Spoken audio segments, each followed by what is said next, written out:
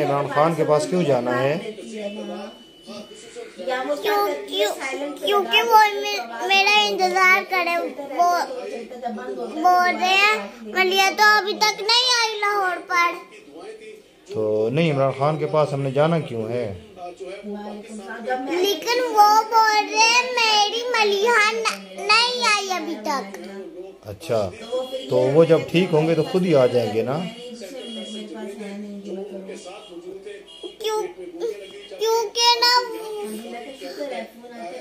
क्योंकि वो तो जाए करे लाहौर में तो जाना ही है ना बहुत दूर। नहीं, तो वो जब ठीक होंगे तो इस्लामाबाद आ जाएंगे, हम इधर आके उनको मिल लेंगे।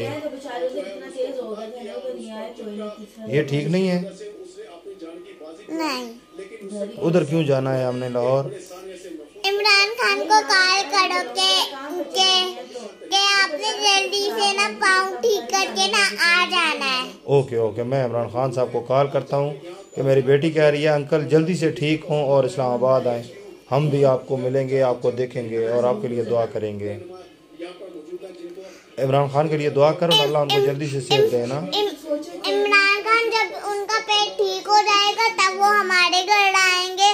तो